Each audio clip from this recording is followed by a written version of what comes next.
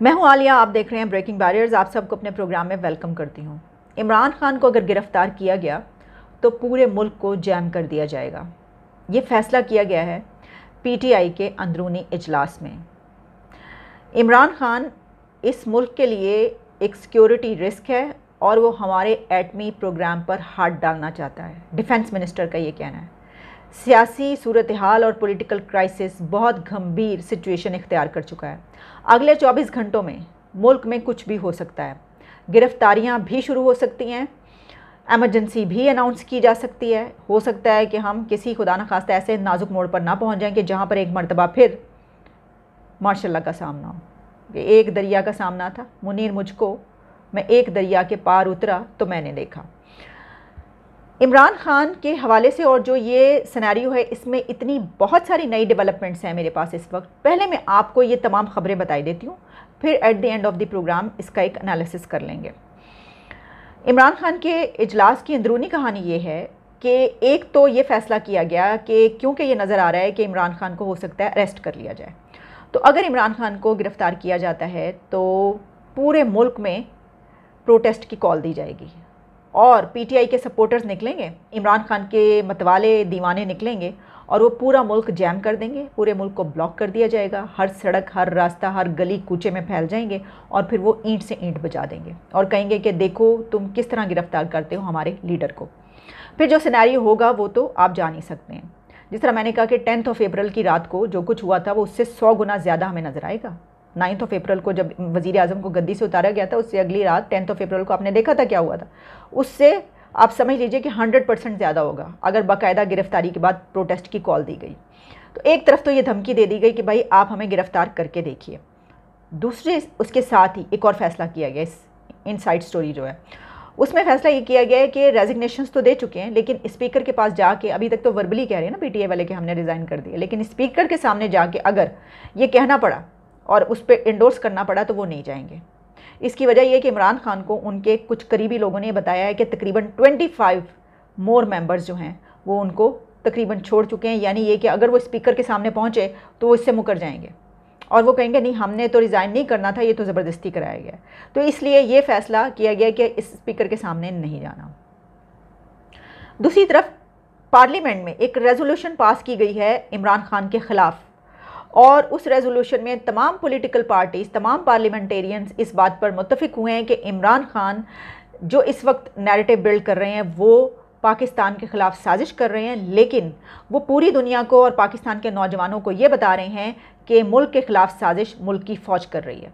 यानी मुल्क की फ़ौज ही मुल्क के ख़िलाफ़ साजिश कर रही है, वो सबको ये बता रहे हैं। और उन्होंने इदारों को बहुत ज़्यादा एक मलाइन किया है और डेली बेसिस पर वो जो स्पीचेस करते हैं, जो तकरीरें करते हैं, वो नाकाबिले बर्दाश्त हो चुकी हैं। इसको अब बर्दाश्त नहीं किया जाएगा। ये रेजोल्यूशन पास की गई है वहाँ पर और बड़ी सख्त तकरीरें की गई हैं।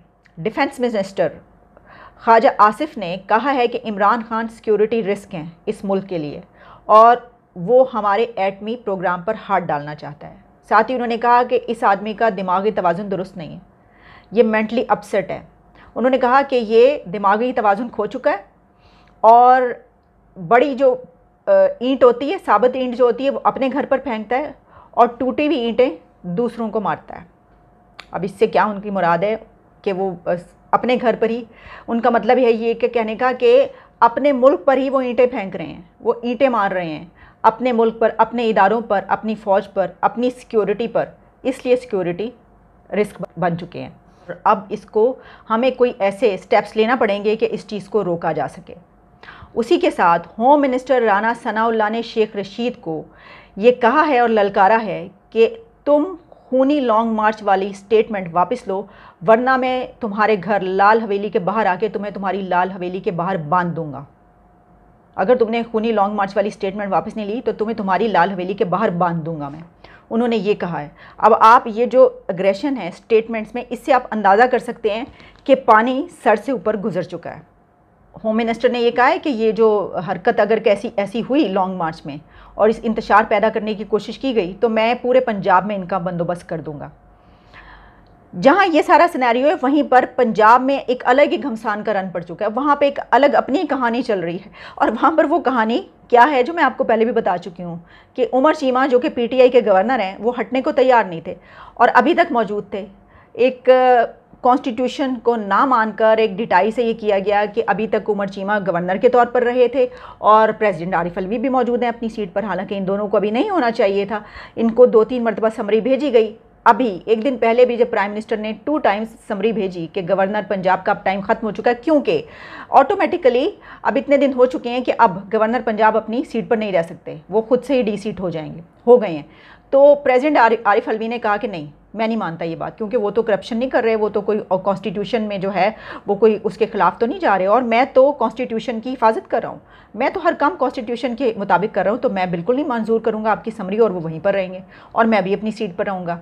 तो हुआ क्या, हुआ ये कि जैसा कि मैंने आपको बताया कि एक ऑटोमेटिकली वो अपने ओहदे से उसमें जो है वो ख़त्म हो गया है उनका टाइम, तो उनको उनके ओहदे से फारिग कर दिया गया। अब वो ये कह रहे हैं कि नहीं, मैं तो नहीं हूँ, मैं तो ना मानूँ हार, मैं तो नहीं जाऊंगा भाई, मुझे क्यों निकाला, मुझे क्यों निकाल रहे हो, और पता नहीं क्या क्या, वो सब कुछ वो ये कहे जा रहे हैं। और अब फैसला ये किया गया है कि उमर चीमा को, यानी कि जो गवर्नर थे, उनको अब गवर्नर हाउस में दाखिल नहीं होने दिया जाएगा। तो आप सोच लीजिए कि आज अगर वो गवर्नर हाउस में आने की कोशिश करते हैं और उनके साथ उनके सपोर्टर्स भी होते हैं, और दूसरी तरफ PMLN की तरफ से, यानी जो हुकूमत है मौजूदा, CM हमज़ा शहबाज और उनके लोगों की तरफ से उनको मार कुटाई की जाती है, या कोई पिटाई होती है, या फिर ये कि हाथापाई होती है, और वहाँ पर क्या सीन क्रिएट होगा आप सोच सकते हैं। तो पंजाब असम्बली का अलग ही अपना सीन चल रहा है, वहाँ पे भी यही कन्फ्रंटेशन नज़र आ रही है। लेकिन गवर्नर तो अब दोबारा बहाल नहीं हो सकते, वो तो जा चुके। हाँ, प्रेसिडेंट आरिफ अलवी को अब किस तरीके से किया जाएगा, मेरा ख्याल है इसके बारे में अब ये सोचा जा रहा होगा। अच्छा जी, अब इस सब में PTI को क्योंकि ये मालूम हो चुका है कि इमरान खान की गिरफ्तारी हो सकती है, तो फवाद चौधरी ने यह कहा है कि इमरान खान ने जिस तरह इदारों को महफूज रखने की कोशिश की है उसकी तो मिसाल नहीं मिलती। ये लीडर्स को गिरफ्तार करने से मुल्क में तकसीम बढ़ेगी। देखिए, ये बड़ा अहम उनकी स्टेटमेंट है। उन्होंने एक मरतबा फिर धमकी दी है कि तुम लोग जो सोच रहे हो इमरान खान को अरेस्ट करने की, तो ये जो फिर हम करेंगे। अब कोई इनसे पूछे कि अभी कोई तकसीम होना बाकी रह गई है, यानी जो कुछ अब तक इमरान खान कर चुके हैं अपनी स्पीचेस में, अपनी तकरीरों में, अब उनको शेख मुजीबुर रहमान से मिलाया जा रहा है। मतलब ये वक्त भी आना था, इमरान खान ज़रा सोचें बैठकर कि वो और उनके हवारी, उनके सपोर्टर्स, उनको डिक्टेट करने वाले या उनको बताने वाले, उनके जो मददगार, उनकी जो कैबिनेट में थे, उनके साथी, सब लोग जो उनके साथ हैं इस वक्त, वो उनको किस मोड़ पर ले आए हैं कि उनको शेख मुजीबुर रहमान से मिलाया जा रहा है। खान का कंपैरिजन शेख मुजीबुर रहमान और अल्ताफ़ हुसैन से किया जा रहा है। ये मोड़ आना था इमरान खान पे। इमरान खान इस वक्त अपनी पॉपुलैरिटी के एक पीक पर हैं, लेकिन उन्होंने ख़ुद अपने आप के साथ वो कर डाला है कि हो सकता है कि आगे उनके ऊपर हमेशा के लिए बैन लग जाए, हो सकता है कि उनका सियासी करियर ख़त्म हो जाए, हो सकता है कि उनको जेल जाना पड़े, हो सकता है कि वो बाहर चले जाएं, ऐसा कुछ भी हो सकता है। लेकिन एक और काम भी हो सकता है, ऐसा भी हो सकता है कि वो खून रेजी करें, वो खून की नदियां बहा दें और इक़्तिदार हासिल कर लें।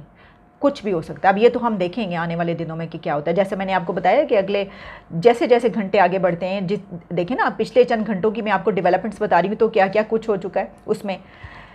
ये जो एक बहुत अहम बात कि अभी तक इमरान को खुलकर खेलने का मौका दिया जा रहा था, लेकिन इमरान अपने प्रेशर को उस पॉइंट पर ले आए कि जहाँ पर वो प्रेशर कंट्रोल नहीं हो सकता था, और पानी जब सर से ऊपर चला गया तो फिर इदारों ने और पॉलिटिकल पार्टीज़ ने ये फ़ैसला कर लिया कि बस अब और नहीं।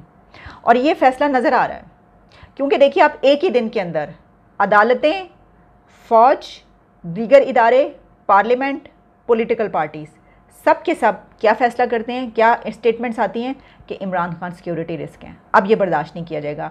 सभी उनको कंडेम करते हैं। और अभी तक क्या हो रहा था, बल्कि हम खुद ये बात कर रहे थे कि देखें इमरान खान काफ़ी फ्रंट फुट पे आकर खेल रहे हैं, और जो गवर्नमेंट है वो बैक फुट पे नज़र आ रही है। उसकी वजूहत थी कुछ कि गवर्नमेंट ये नहीं चाह रही थी, और अच्छी बात है। शहबाज शरीफ तो वैसे भी वो एक कॉम्प्रोमाइज़ करने वाले, यानी ये कि मिलकर चलने वाले वो कोशिश करते हैं। तो उनकी कोशिश ये थी कि ये सब कुछ ना हो, जितने दिन हुकूमत चल सकती है चल जाए। तो और फिर इकोनॉमी की सिचुएशन, ये कोशिश की जा रही है कि जिसके लिए आए हैं, जिसके लिए असल में इमरान खान को कि जी कुछ नहीं कर पाए और उनको उतार के जो खुद आए हैं, तो ये हम ठीक कर पाएँ। असल में तो कोशिश यही थी। अच्छा, अब हो क्या रहा है कि अब इमरान खान और पीटीआई ये सोच रही थी कि नहीं ऐसा कुछ नहीं होगा, वो धौंस से, धमकी से और रोब जमा के, सबकी बैंड बजा के, सबकी ईंट से ईंट बजाकर वो अपना जो उनकी ख्वाहिश है वो पूरी करवा लेंगे और वो इनको घुटनों पे ले आएंगे, इनको ज़मीन पर नाक रगड़ने पे मजबूर कर देंगे, क्योंकि वो रोज़ाना उनके साथ वो कुछ करेंगे कि पूरी दुनिया देखेगी और कहेंगे कि तुम मुकद्दार हो, तुम ही तो पाकिस्तान के खिलाफ साजिश कर रहे हो। तो ये सिचुएशन वो सोच रहे थे कि कामयाब हो जाएगी ये स्ट्रैटेजी एक चल रहे हैं वो, ये ना समझिए कि उनको यकीन है कि कामयाब, उनको बताने वाले, उनको जो इस तरीके से जितने भी उनके लोग हैं वो उनको, और इमरान खान खुद कम है क्या, वो खुद भी एक बहुत बड़ा अपने आप को लीडर समझते हैं, उनके वो तो कहते हैं कि उनसे बड़ा लीडर कौन है, तो फिर उनकी अपनी स्ट्रैटेजी भी तो ये हो सकती है। तो वो एक ऐसे मोड़ पर यहाँ पर ले आए अब अपने आप को, जहाँ पर अब उनको या तो सियासत से बाहर निकलना पड़ेगा, या हो सकता है उनको मुल्क से बाहर निकलना पड़े, या फिर हो सकता है उनको जेलों में जाना पड़े, ऐसा कुछ भी हो सकता है। देखिए इसके ऊपर कुछ बयानात आ रहे हैं, एक इस बात पे भी कर लेते हैं कि जिस तरह ये कहा जा रहा है कि देखिए पीटीआई की तरफ से कहा जा रहा है कि पीएमएल-एन भी तो इस तरह करती रही है, वो भी तो फ़ौज के खिलाफ बोलते रही है। बिल्कुल हमने ये देखा है, जब नवाज शरीफ के साथ जो कुछ किया गया, उनको जेलें कराई गई, उनको बाहर भेजा गया, तो उस वक्त मरियम नवाज़ ने जो जंग लड़ी है अपने बाप की, वो एक बहादुर औरत साबित हुई है। वो तो खैर अलग बात है कि वो पॉलिटिक्स में आएंगे भी, तो उनके पास कोई ओहदा नहीं, तो हम देखेंगे कि वो कैसी पॉलिटिशियन है, लेकिन ये अपनी जगह पर बात है। वरना इस वक्त इनकी पार्टी कहाँ होती, यहाँ पर होती, पता नहीं कहाँ होती। अच्छा, इसी तरीके से पीपल्स पार्टी तो है, कहलाती एंटी स्टैब्लिशमेंट है। उन्होंने तो स्टैब्लिशमेंट से लड़ाई में खानदान का खानदान कत्ल हो गया उनका, मारे गए सब, लेकिन कॉन्स्टिट्यूशन को सब ने सर पर रखा है।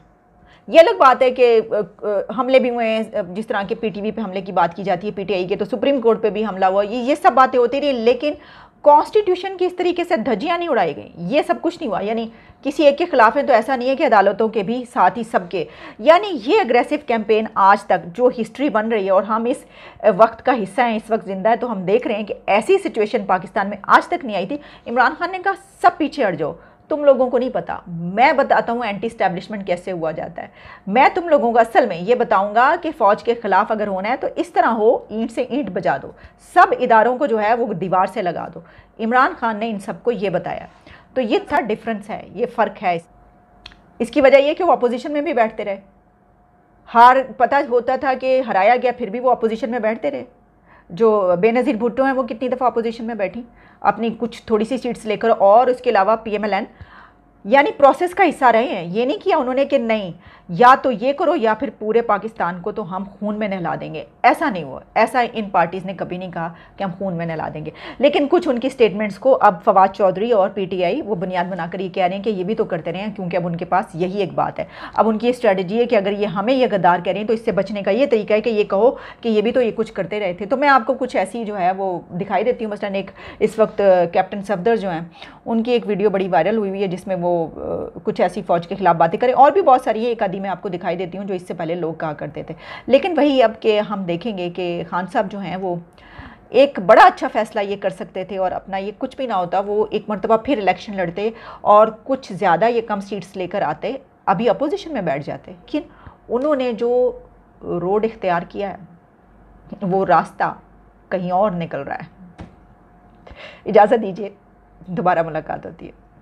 उन्होंने पाकिस्तान बनाया, मगर मेरा एक ही मुतालबा है, आसिम बाजवा साहब, जनरल आसिम बाजवा साहब, रसीदा कटो, रसीदा कटो, पीजियां दिया, किधर गया पैसा, तो जो हटाओ, नोटिस ना दो हमें। अगर आपने रसीद न दी तो सुप्रीम कोर्ट में मैं खुद पेश होके आपसे रसीद मांगूंगा, क्योंकि मैंने जो वर्दी बचपन में पहनी है उसको दागदार आप कर रहे हैं, मेरे अदारे को आप दागदार कर रहे हैं। आपको जवाब देना पड़ेगा पाक आर्मी के। हमने बचपना दिया हुआ है, खून दिया हुआ है, हम उस पे आंच नहीं आने देंगे आपकी वजह से। आपको अदालती कटेड़े में ला के हम कहेंगे हमारा अदारा पाक है, पाक फौज जिंदाबाद है। ये कौन थे मीर जाफर और मीर सादिक? जिनको नहीं पता मैं फिर से बता दूं, मीर जाफर